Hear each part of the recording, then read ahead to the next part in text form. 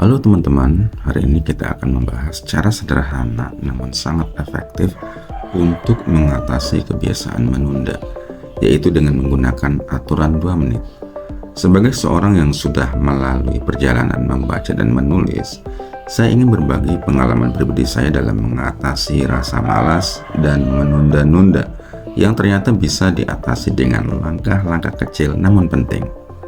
Nah, seperti kebanyakan orang, saya sering mengalami dilema yang sama, yaitu terlalu banyak hal yang ingin saya lakukan, tetapi selalu merasa kesulitan untuk memulai. Mungkin Anda juga pernah merasakannya. Saya ingat waktu pertama kali memutuskan untuk menulis buku, rasanya seperti sebuah gunung besar yang harus saya daki. Terlalu banyak yang harus saya tulis dan itu membuat saya terjebak dalam lingkaran menunda. Namun, saya akhirnya menemukan sebuah konsep yang sangat membantu saya untuk keluar dari kebiasaan menunda ini, yaitu aturan 2 menit. Aturan ini sangat sederhana. Jika Anda ingin membentuk kebiasaan baru, mulailah dengan sesuatu yang hanya memakan waktu kurang dari 2 menit.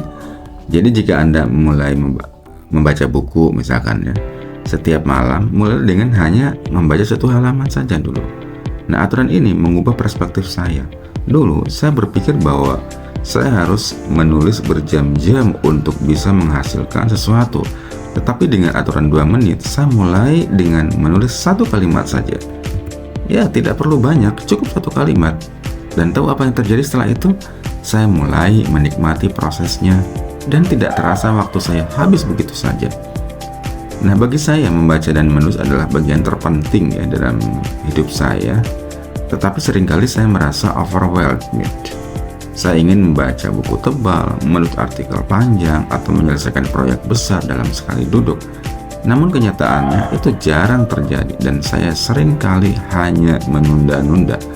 Namun setelah memulai dengan aturan 2 menit, saya mulai melihat perubahan yang signifikan. Misalnya saya ingin membaca setiap malam. Alih-alih menargetkan atau menyelesaikan 1 bab atau bahkan 1 buku dalam sekali duduk, saya memulainya dengan hanya membaca 1 halaman saja. Mungkin terdengar kecil, tetapi